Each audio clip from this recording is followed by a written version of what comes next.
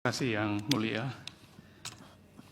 Perkenalkan saya, Profesor Yafet Rizzi, SH, MSc, LLM, PhD, AFEA.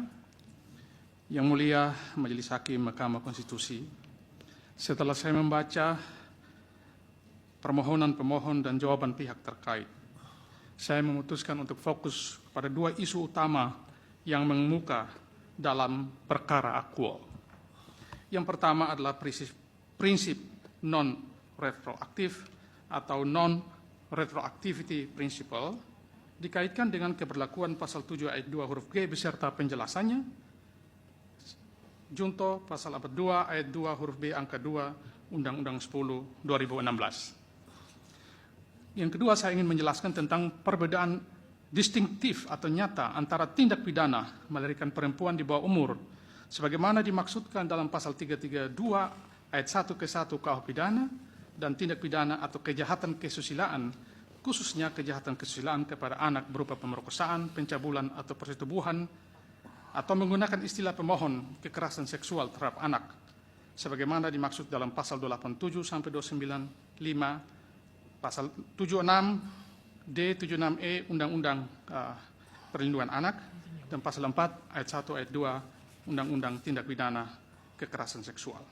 Saya masuk pada inti masalah yang pertama, Yang Mulia. Prinsip non-retroactive principle atau asas hukum tidak boleh berlaku surut merupakan sebuah asas hukum yang berlaku universal yang diartikan sebagai asas yang melarang sebuah undang-undang atau hukum diberlakukan surut retroactivity. Artinya hukum berlaku efektif sejak tanggal ditetapkan dan ke depan atau prospectivity principle. Mengapa? Jawabannya tidak lain karena hukum yang diberlakukan mundur atau retroactivity dapat mengakibatkan pelanggaran serius terhadap prinsip-prinsip fundamental hukum lainnya seperti persamaan, equality, justice, keadilan, kepastian hukum, legal certainty, dan predictabilitas atau predictability dalam konsep negara hukum. Penerapan prinsip retroaktif selain menimbulkan persoalan pengabaian keadilan dan persamaan yang fundamental, juga dapat mengakibatkan munculnya persoalan finalitas atau keberakhiran hukum, kemanfaatan bersama, dan beban keuangan. Larangan hukum berlaku surut atau non-retroactivity sebenarnya didasarkan kepada maksim tua yang berasal dari hukum Romawi kuno yang dinyatakan dalam Corpus Juris Civilis yang dikenal dengan asas Nemo potes mutare consilium sum in alterius iniurium, nobody can change his argument to the detriment another. Hukum berlaku ke depan dan tidak dapat diterapkan pada peristiwa atau fakta hukum di masa lalu, kecuali dinyatakan secara eksplisit bahwa hukum tersebut berlaku surut dan ke depan. Bagaimana pengaturan asas non-retroactivity dalam konstitusi, hukum nasional, dan hukum internasional? Sebagai prinsip hukum yang berlaku umum, non-retroactivity principle menjadi tema sentral yang diatur dalam berbagai konstitusi di seluruh dunia, hukum nasional dan hukum internasional, dan diterapkan dalam pangan hukum pidana, hak asasi manusia, pajak, konstitusi, tata negara, dan sebagainya.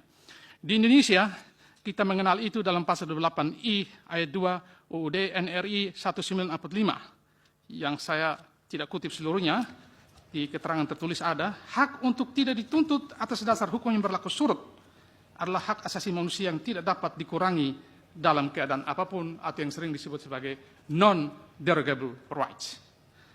Pernyataan tegas kehendak konstitusi yang saya kutip di atas tentang tidak berlakunya asas retroactivity kembali ditegaskan dalam pasal 4 Undang-Undang 39 tahun 99 tentang hak asasi manusia, di mana dinyatakan secara tegas bahwa hak untuk tidak dituntut atas dasar hukum yang berlaku surut termasuk salah satu hak asasi manusia yang tidak dapat dikurangi dalam keadaan apapun. Kita juga mengenal itu dalam lapangan hukum pidana. Pasal 1 ayat 1 asas legalitas atau yang sering disebut sebagai asas lex temporis delicti atau yang disebut sebagai asas nullum delictum nulla poena sine praevia lege penale atau yang sering disingkat sebagai asas nullum delictum. Secara sederhana dapat diartikan sebagai suatu perbuatan hukum atau tindak pidana harus diperiksa dan diadili berdasarkan hukum yang berlaku saat perbuatan melawan hukum atau tindak pidana tersebut dilakukan. Penjelasan selanjutnya dianggap dibacakan. Sekarang saya ingin masuk pada eksistensi dalam konteks hukum pajak misalnya, selain dalam hukum pidana. Juga kita melihat bahwa asas non-retroaktif itu berlaku dalam Undang-Undang Nomor 7 Tahun 2001 tentang harmonisasi peraturan perpajakan. Pasal 7 ayat 1 huruf A dan B juga menyatakan bahwa keberlakuan pajak itu berlaku ke depan. Padahal kita tahu bahwa Undang-Undang 7 2021 tentang HPH diundangkan tanggal 29 Oktober, tetapi kenaikan PPN itu baru dinyatakan berlaku pada bulan Januari tahun 2025. Dalam hukum internasional, saya kira kita tahu bahwa Rome Statute 1999 atau Statuta Roma tentang The International Criminal Court itu juga mengakui setidaknya 3 asas ini. Nullum crimen sine lege, nullum poena sine lege, dan artikel 24 non retroactivity ratione personae dianggap dibacakan. Yang mulia Majelis Hakim Mahkamah Konstitusi, sekarang saya ingin masuk pada keberlakuan non-retroactivity principle dalam hukum pemilu. Dalam konteks ini pemilihan gubernur, wakil gubernur, wali kota, wakil wali kota, dan bupati, wakil bupati. Sebagai asas hukum yang berlaku universal, asas non-retroactivity juga berlaku dalam hukum pilkada sebagaimana dimaksud dalam Undang-Undang 10 2016. Keberlakuan asas tidak berlaku surut ini termaktub dan dituliskan secara tegas dalam pasal 2 Romawi Undang-Undang 10 2016 yang menegaskan bahwa undang-undang ini berlaku pada tanggal diundangkan, agar setiap orang mengetahuinya memerintahkan pengundangan undang-undang ini dengan menempatkannya dalam lembaran negara, dalam hal ini lembaran negara Republik Indonesia tahun 2016-130. Sebagaimana diketahui, Undang-Undang 10 2016 diundangkan di Jakarta tanggal 1 Juli 2016. Ini berarti bahwa ketentuan undang-undang dalam Undang-Undang 10 2016 tanpa kecuali termasuk syarat administratif, formil calon kepala daerah, termasuk dan tidak terbatas pada pasal 7 ayat 2 huruf G beserta penjelasannya. Dan pasal 42 ayat 2 huruf B angka 2 berlaku efektif 1 Juli 2006 dan ke depan prospektivity hingga saat ini. Yang mulia Majelis Hakim Mahkamah Konstitusi, jika dicermati permohonan pemohon dalam perkara Aqua, jelas dan terang benderang bahwa pemohon mendalilkan pihak terkait. Prof. Javed, 2 menit lagi. Oke. Saya langsung pada kesimpulan dari yang satu ini. Di dalam putusan pengadilan nomor 186 pidana B 2003 itu diputuskan pada tanggal 17 Februari 2014. Atas dasar ini ahli berpendapat tidak bisa diberlakukan mundur persyaratan-persyaratan dimaksud. Saya ingin menggunakan kesempatan yang terakhir ini, yang lain dianggap dibacakan, terkait perbedaan antara tindak pidana perempuan melarikan perempuan di bawah umur sebagaimana dalam pasal 332 ayat 1 KUH pidana dibandingkan dengan tindak pidana kesusilaan dan kejahatan kesusilaan, pemerkosaan, pencabulan dan persetubuhan dan perempuan di bawah umur sebagaimana dimaksud dalam pasal 289, 295 dan seterusnya dianggap dibacakan. Saya bertanya-tanya, apakah pemohon telah membaca putusan tersebut? Karena diktum daripada putusan itu secara jelas, amar putusannya jika dibaca putusan Pengadilan Negeri 186 pidana tahun 2004 itu secara nyata, dan ini saya kutip, di amar putusan nomor 3 menyatakan terdakwa Vicente dan seterusnya terbukti bersalah secara sah dan meyakinkan melakukan tindak pidana melarikan perempuan yang belum dewasa tanpa seizin orang tua atau walinya, menjatuhkan pidana oleh karena itu terdakwa 11 bulan penjara. Jadi tidak ada kejahatan kekerasan seksual di sana. Dari sisi pengaturan dalam KUH pidana, tindak pidana melarikan perempuan di bawah umur sebagaimana dimaksud dalam pasal 332 ayat 1 ke 1 merupakan salah satu jenis tindak pidana perampasan kemerdekaan, dan itu diatur dalam bab 18. Judulnya adalah kejahatan terhadap kemerdekaan orang. Sedangkan tindak pidana kejahatan kesusilaan khususnya bagi anak di bawah umur seperti pemerkosaan, pencabulan dan persetubuhan diatur dalam pasal 287 sampai dengan 295 KUH pidana dan diatur di dalam bab tersendiri, yakni bab 14 Romawi kejahatan terhadap kesusilaan. Ahli berpendapat, saya langsung saja pada pendapat yang terakhir dari saya. Jika dibandingkan antara pasal 332 ayat 1 dengan pasal 287 sampai 295 terlihat jelas bahwa tindak pidana melarikan perempuan di bawah umur tidaklah sama dengan tindak kekerasan seksual terhadap anak. Tindak kekerasan seksual terhadap anak, tindak pidana itu diatur dalam undang-undang tersendiri, yakni dalam Undang-Undang Perlindungan Anak dan Undang-Undang Tindak Pidana Kekerasan Seksual. Pada akhirnya, pada kesempatan yang berbahagia ini, yang mulia ini, saya ingin mengatakan sebagai pendapat akhir bahwa keberlakuan daripada sebuah undang-undang, termasuk Undang-Undang Pemilu, Undang-Undang 10 2016, ini juga sebetulnya khususnya pasal 7 ayat 2 huruf G dan penjelasannya dan pasal 42, sesungguhnya pernah dilakukan uji coba material di dalam sidang mahkamah yang mulia ini. Dan di dalam persidangan itu mahkamah sudah berpendapat bahwa pasal ini berlaku hanya 2. Bagi yang belum menyelesaikan masa tunggunya, menyelesaikan penjaranya 5 tahun, masa tunggunya 5 tahun, dia harus mengumumkan. Tapi kalau sudah menyelesaikan masa tunggu ini, di atas 5 tahun, dia tidak perlu mengumumkan. Itu pendapat Mahkamah Konstitusi, dan saya ingat persis putusan Mahkamah Konstitusi nomor 043. Demikian yang mulia, itu yang ingin saya sampaikan. Terima kasih. Baik, terima kasih Prof. Yafet. Dari termohon untuk Bu Ida dan Prof. Yafet sekaligus ada yang di... Ada yang mulia. Silakan. Untuk Prof. Ibu Ida. Ada 2 bagian ahli yang mau kami minta pandangannya. Yang pertama terkait dengan ketentuan Undang-Undang Nomor 8 Tahun 2015 Pasal 14 huruf A. Di situ mengatur terkait dengan KPU Kabupaten Kota itu melaksanakan tahapan tepat waktu. Bagaimana pandangan ahli terhadap ketentuan pasal tersebut kaitannya dengan proses yang sudah dilakukan oleh KPU Kabupaten Belu. Yang kedua, bagaimana pandangan ahli terkait dengan dokumen administrasi calon yang dikeluarkan oleh lembaga lain terhadap keterangan-keterangan yang ada isi daripada dokumen tersebut. Mungkin 2 itu yang kami sampaikan, kami kembalikan ke ahli. Ya, kepada sudah cukup atau masih ada? Masih ada yang mulia. Ya. Buat ahli Ibu Ida. Soal akses publik tadi sudah disampaikan Prof. Berna, tapi ini terklarifikasi mungkin pandangan dari... Kalau yang sudah... Belum yang mulia. Belum. Tadi sempat disampaikan bahwa termohon tertutup untuk menyampaikan akses publik terkait dengan soal kondisi real dari masing-masing pasangan calon. Sementara ada tahapan khusus yang kemudian dilakukan oleh termohon. Kira-kira menurut pandangan ahli seperti apa?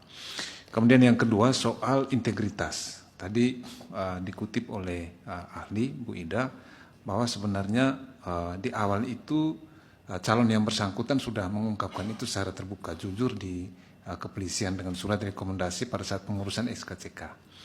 Kira-kira memaknai soal integritas, karena di dalam integritas itu ada nilai kejujuran yang sudah disampaikan secara baik oleh pihak calon. Saya kira demikian yang mulia. Untuk Pak Prof. Yafet nggak ada, cukup ya?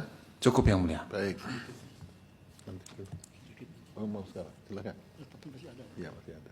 Yang lain. Untuk yang pihak terkait ada? Sekarang langsung bisa ke Bu Ida, bisa ke Prof. Yafet. Dua-duanya. Izin hanya bertanya kepada Prof. Yafet aja yang mulia. Ya, silakan. Saya tertarik tadi Prof. Yafet mengatakan putusan Mahkamah Konstitusi nomor 4. Yang agak keras, kalau nggak keras, pupuk dekat bisa bisik-bisik aja, nggak apa-apa. Bagaimana menurut Prof. Yafet terhadap pertimbangan hukum Mahkamah Konstitusi pada PUU nomor 42 PUU garing 18 Romawi tahun 2015 mengenai pengujian norma pasal 7 huruf G Undang-Undang nomor 8 tahun 2015.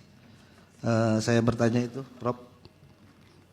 Yang menyatakan bahwa berkenaan dengan pertimbangan hukum Mahkamah dalam putusan Mahkamah Konstitusi nomor 26 Putusan 2012 perselisihan pemilihan kepala dan wakil kepala daerah Aceh Singkil tersebut, maka sesuai hukum mempertimbangkan Mahkamah Konstitusi perkara pengujian halaman 71 bahwa putusan Mahkamah nomor 4 garing PUU nomor 8 2009 bertanggal 24 Maret 2009 telah memberikan ruang kepada mantan narapidana untuk proses adaptasi dengan masyarakat sekurang-kurangnya 5 tahun setelah narapidana menjalani masa hukumannya. Waktu 5 tahun tersebut adalah waktu yang wajar sebagai pembuktian dari mantan narapidana tersebut telah berlakuan baik dan tidak mengulang perbuatan pidananya sebagaimana tujuan dari permasyarakatan yang diatur dalam Undang-Undang Nomor 12 Tahun 95 tentang pemasyarakatan. Bahwa seseorang yang telah menjalani hukuman dan keluar dari penjara atau lembaga pemasyarakatan pada dasarnya adalah orang yang telah menyesali perbuatannya, bertaubat dan berjanji untuk tidak mengulangi lagi perbuatannya. Dengan demikian, seorang mantan narapidana yang sudah bertobat tersebut tidak tepat diberikan hukuman lagi oleh undang-undang seperti yang ditentukan dalam pasal 7 huruf G Undang-Undang Nomor 8 garing 2015. Terima kasih Prof, itu pertanyaan saya. Cukup? Cukup. Cukup ya? Ada lagi?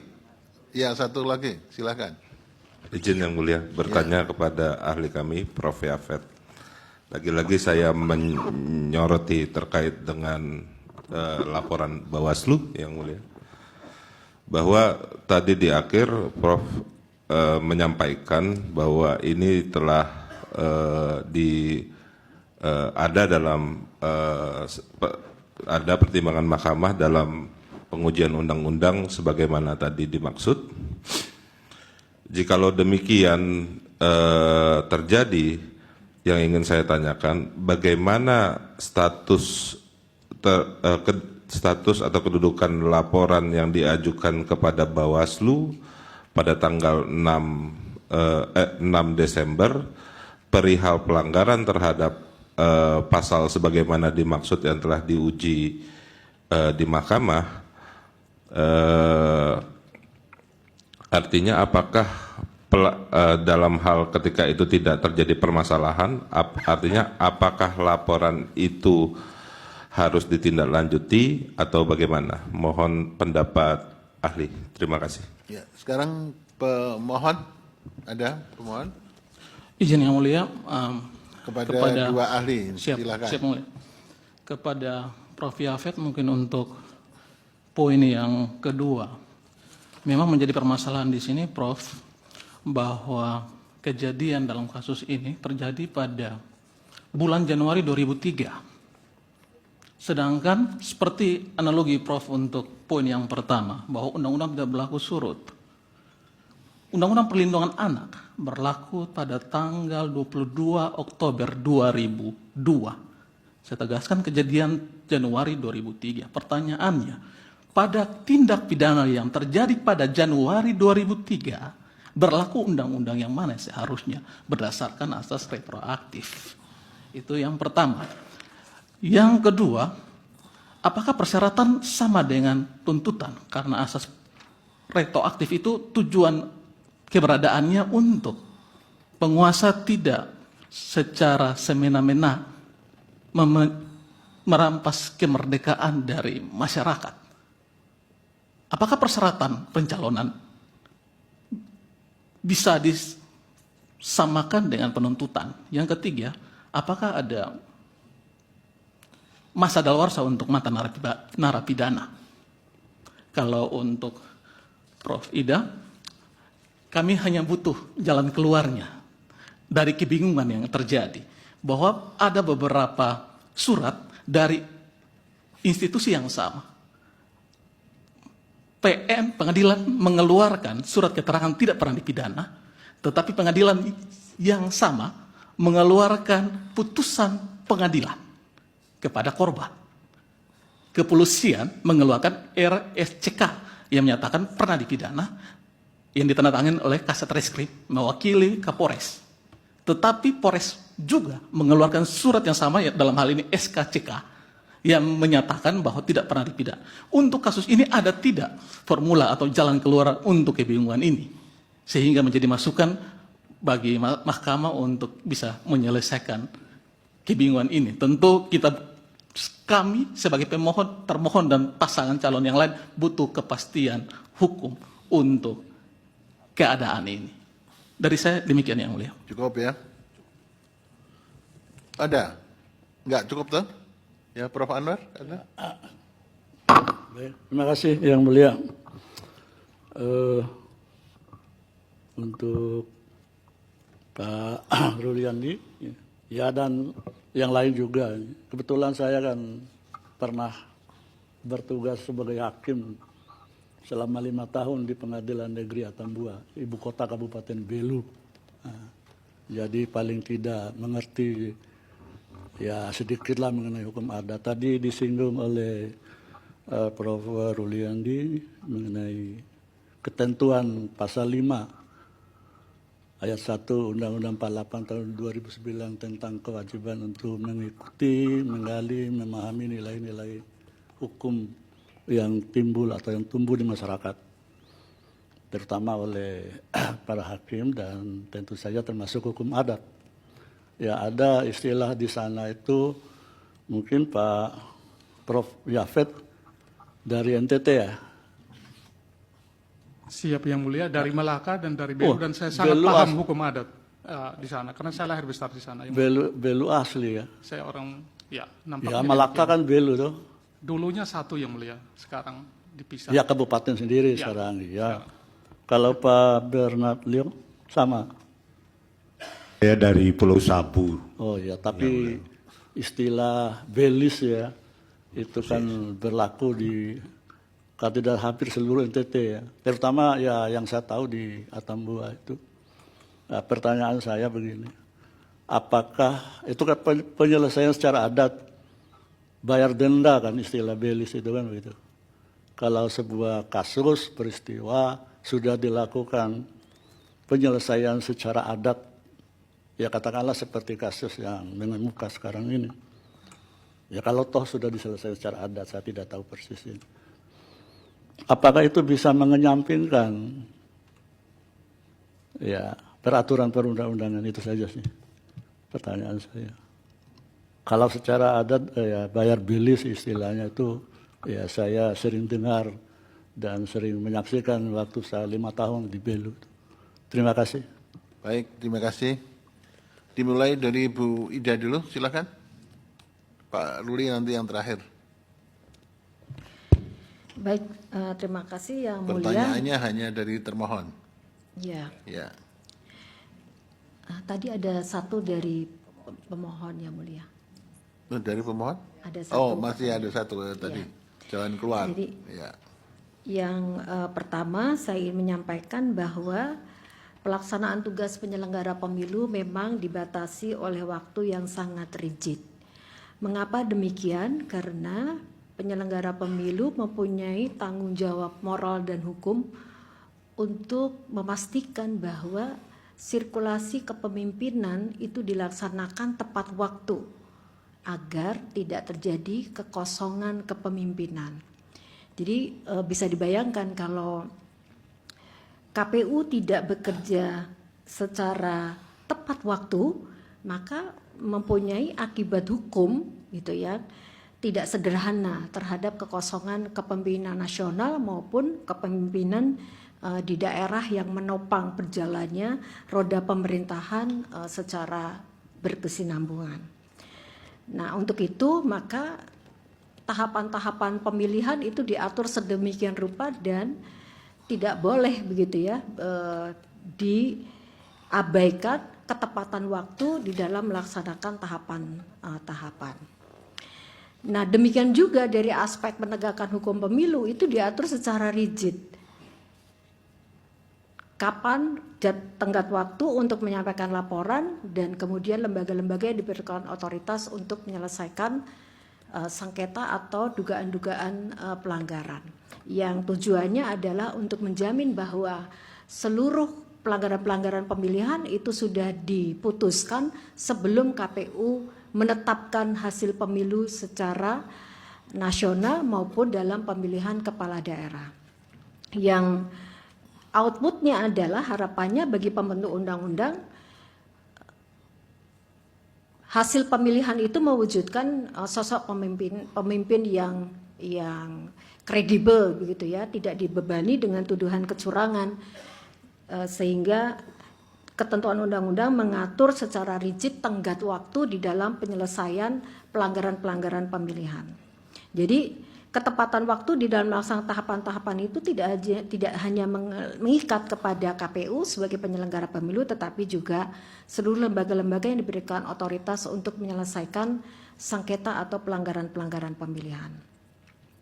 Yang kedua terkait dengan dokumen administrasi yang diterbitkan oleh lembaga yang berwenang, sesuai dengan peraturan KPU yang mengatur tentang pencalonan berikut dengan pedoman teknisnya, bagaimana prosedur-prosedur KPU melakukan penerimaan pendaftaran untuk menerima dokumen persyaratan calon dan syarat calon, dan bagaimana tata cara melakukan verifikasi terhadap kelengkapan dokumen syarat pencalonan dan syarat calon. Prinsipnya terhadap dokumen-dokumen syarat calon, KPU menerima keterangan yang diterbitkan oleh lembaga-lembaga yang berwenang, kecuali kemudian terdapat keraguan-raguan terhadap dokumen yang diterbitkan oleh lembaga yang berwenang. Sesuai dengan peraturan KPU, KPU diwajibkan untuk melakukan verifikasi secara faktual. Dalam perkara inkasu tidak terdapat keraguan-raguan dua dokumen yang diserahkan. Surat izin dari atasan tidak diterbitkan, maka jadi selain belis ada juga denda adatnya. Nah, kalau belis biasa disepakati, katakanlah sapi atau ingin masuk dari pintu, maka KPU memedomani pada surat keterangan yang diterbitkan oleh lembaga yang bersangkutan. Demikian Yang Mulia keterangan yang bisa kami sampaikan. Terima kasih atas kesempatannya. Baik, terima kasih Bu Ida. Prof. Yafet, sekarang silakan. terima kasih Yang Mulia Prof. Arief Hidayat. Saya ingin mengadres terakhir dari Yang Mulia Prof. Anwar tentang belis. Kita tahu bahwa dalam Undang-Undang Pokok Kekuasaan Kehakiman maupun dalam Undang-Undang Mahkamah Konstitusi, hakim dilarang untuk menolak memeriksa sebuah perkara dengan alasan tidak ada hukumnya, tapi wajib menggali nilai-nilai hukum yang berkembang dalam masyarakat. Saya ingin masuk dari pintu itu, Yang Mulia. Dalam konteks seperti itu, sebagai anak yang lahir dan besar di Belu, di Melaka, saya tahu persis hukum adat, Yang Mulia. Ini saya tidak bermaksud mengajarkan Yang Mulia dan kita semua di sini supaya boleh melahirkan anak perempuan di bawah umur karena bisa diselesaikan secara adat dengan belis. Tidak. Ini karena didengar oleh banyak orang di Belu dan di Melaka. Tapi maksud saya adalah bahwa di sana itu, Yang Mulia, kalau saya melahirkan anak di bawah perempuan tidak dengan kekerasan fisik, tidak ada pemerkosaan, tidak ada percabulan, hanya dengan niat untuk menikahinya, itu biasanya para tetua adat bertemu, lalu dibicarakanlah denda berupa denda dan belisnya. Jadi selain belis, ada juga denda adatnya. Nah, kalau belis biasa disepakati, katakanlah sapi atau ternak, kain adat, dan juga ditambah lagi dengan dendanya. Biasanya ada diputuskan oleh masyarakat adat. Nah, kalau itu sudah terjadi, maka hukum negara dikesampingkan. Dan itulah sebetulnya esensi daripada hukum pidana yang baru yang akan berlaku tahun depan. Kita wajib menggali nilai-nilai hukum seperti itu. Jadi Yang Mulia Prof. Anwar, terima kasih karena mengingatkan betapa luhurnya jadi hukum pidana adat itu. Jadi hukum pidana itu tidak semata-mata untuk mendeterrence orang dan menghukum orang kalau bisa sampai liang lahatnya, tapi juga memulihkan harkat dan martabat tidak hanya korban, tapi juga pelaku. Itu pandangan saya, Yang Mulia. Terima kasih. Lalu saya ingin mengadres sedikit terkait dengan apa yang disampaikan oleh pihak ahli dari KPU maupun yang disampaikan oleh pihak pemohon tadi. Just by regulation, by persyaratan sudah disampaikan bahwa dia pernah melakukan tindak pidana itu dan divonis bersyarat 17 Februari 2014. Itu jelas 2004. Itu jelas tertulis dalam amar putusan nomor 3 dan nomor 4 putusan 186 B pidana itu tahun 2004 itu. Dan tetapi ketika mengisi daftar itu, ya oleh kepolisian malah dinyatakan tidak ada criminal recordnya. Bahkan oleh pengadilan juga dikatakan tidak ada criminal recordnya. Siapa yang harus dimintai pertanggungjawaban, Yang Mulia? Dalam konteks itu saya ingin kemudian menyetir kembali apa yang disampaikan oleh ini abang saya, kakak saya, Dr. Bernard, yang tadi menyinggung mengenai asas klasik itu nemo commodum capere potes de iniuria sua propria. Sebenarnya makna dari asas ini ada dua, Yang Mulia. Tidak hanya bahwa no one may gain profit of his own wrong doing, tidak hanya bahwa seseorang bisa dapat keuntungan dari apa yang dilakukannya sebagai sesuatu yang salah, tapi makna kedua dari asas ini adalah bahwa seseorang pun tidak boleh dirugikan oleh kesalahan orang lain. Dalam konteks ini Vicente sudah menyatakan secara apa adanya bahwa dia pernah melakukan tindak pidana itu. Dan saya sudah cek di website Mahkamah Konstitusi, itu dimajukan sebagai bukti. Dan itu dinyatakan bahwa saya pernah melakukan tindak pidana itu 2004. Lalu kalau tidak ada criminal record itu dari pengadilan ataupun dari kepolisian, apakah saya sebagai seorang Vicente harus menanggung beban itu karena kesalahan administratif yang dilakukan oleh orang lain? Saya kira itu juga tidak fair. Yang berikut saya ingin mengadres pertanyaan kuasa hukum pemohon. Yang pertama, saudara lawyer perlu berhati-hati membedakan istilah-istilah ini. Jadi peristiwa itu terjadi tahun Januari 2003. Undang-Undang Perlindungan Anak terjadi diundangkan 2002. Lalu ditanyakan kenapa kok dituntut dengan dituntut dengan KUH pidana. Pertanyaan ini sangat terlambat. Harusnya ditanyakan kepada jaksa penuntut umum. Kenapa Anda menggunakan KUH pidana pasal 332 ayat 1? Kenapa tidak menggunakan Undang-Undang Perlindungan Anak? Pasal 76D, pasal 76E, junto pasal 81, dan pasal 82 Undang-Undang Perlindungan Anak. Kenapa? Itu yang terakhir yang 2014. Karena dalam dugaan saya, jaksa tentu memeriksa alat bukti dan memeriksa kemudian fakta-fakta yang terjadi, sehingga tidak tepat Undang-Undang Perlindungan Anak pada saat itu diterapkan. Maka yang paling tepat adalah pasal 332 ayat 1 yang adalah perempasan kepada kemerdekaan. Itu yang tadi disampaikan oleh Dr. Bernard sebagai sacking. Itu bahasa Belandanya itu penculikan, bukan kekerasan seksual terhadap anak. Ini hati-hati menggunakan istilah-istilah seperti ini. Yang kedua, apakah syarat administratif itu sama dengan tuntutan? Tentu saja tidak. Tetapi putusan pidana yang menyatakan seseorang bersalah atau tidak setelah berkekuatan hukum tetap, saya ulang, setelah berkekuatan hukum tetap, dia menjadi syarat administratif yang harus dibawa ke KPU untuk dinyatakan apakah memenuhi pasal 7 ayat 2 huruf G beserta penjelasannya dan pasal 42 ayat 2 huruf B angka 2 memenuhi atau tidak, termasuk di dalamnya tenggang waktu pengumuman.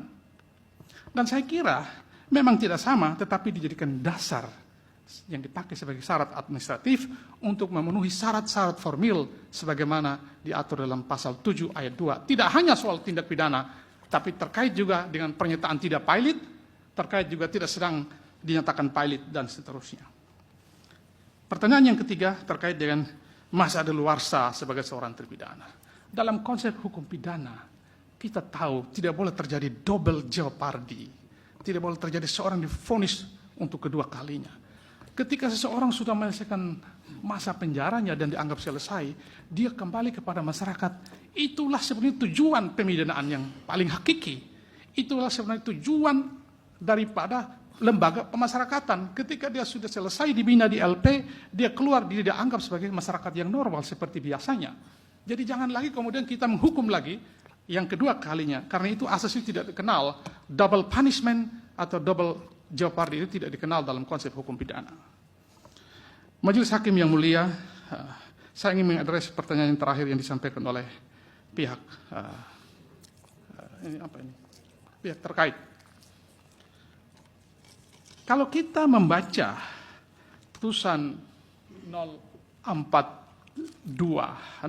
PUU garis datar 8 2015, Mahkamah sebetulnya sudah menegaskan secara eksplisit, ekspresif verbis di dalam pertimbangan 3.11.4, Mahkamah berpendapat, saya kutip, dari kedua putusan Mahkamah tersebut, maka norma tidak pernah dijatuhi hukuman pidana penjara berdasarkan putusan pengadilan yang telah mempunyai kekuatan hukum tetap karena melakukan tindak pidana yang diancam pidana penjara 5 tahun atau lebih, dan seterusnya.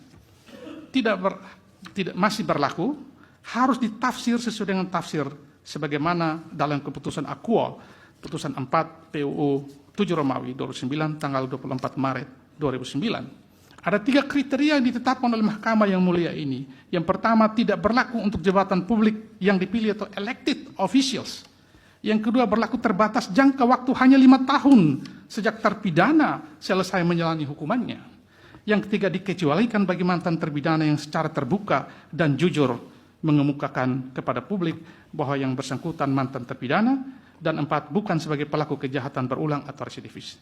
Khusus yang ketiga, pengecualian untuk pengumuman itu oleh Mahkamah juga sudah diputuskan. Di dalam putusan itu, di dalam pertimbangannya sudah dikatakan bahwa terkait yang keberlakuan pasal 5 ayat 2 huruf B itu, Mahkamah dalam pertimbangannya jelas menegaskan bahwa Mahkamah melimitasi status mantan terpidana selama 5 tahun. Dengan kata lain, jika belum melewati masa 5 tahun, wajib mengumumkan kepada publik. Jika tidak mengumumkan, menunggu masa tunggu 5 tahun tersebut sejak pemidananya selesai. Kalau kita lihat perkara Aquo yang terlibat dalam konteks Vicente, dia keluar penjara pada bulan Oktober tahun 2004. 20 tahun yang lalu. Lalu kemudian kalau kita periksa juga faktanya, orang ini sudah keluar dan bukan karena kejahatan terhadap kekerasan seksual terhadap anak, tapi tindak pidana melarikan perempuan di bawah umur. Masa tunggunya juga sudah lewat, hampir 15 tahun. Apakah orang ini harus masih dihukum?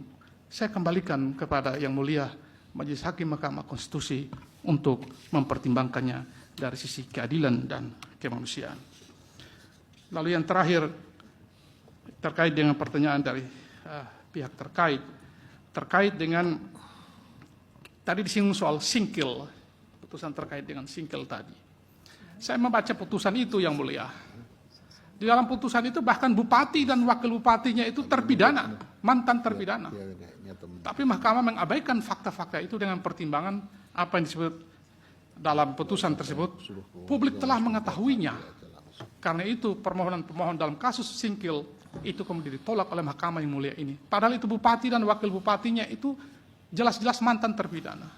Tapi kalau Mahkamah begitu berhikmat mengatakan bahwa ini diketahui oleh publik, lagi pula dipilih oleh hampir mayoritas pemilih, apakah harus dipertanggungjawabkan kerugian keuangan negara hanya dengan kemudian melakukan PSU untuk hal yang sifatnya sangat administratif, bukan substantif. Terima kasih Yang Mulia, saya kembalikan. Baik, terima kasih Prof. Yafet. Ini biasanya setelah ahli saya minta bisa keluar untuk mendengarkan saksi, tapi karena saksinya cuma 1 ya kita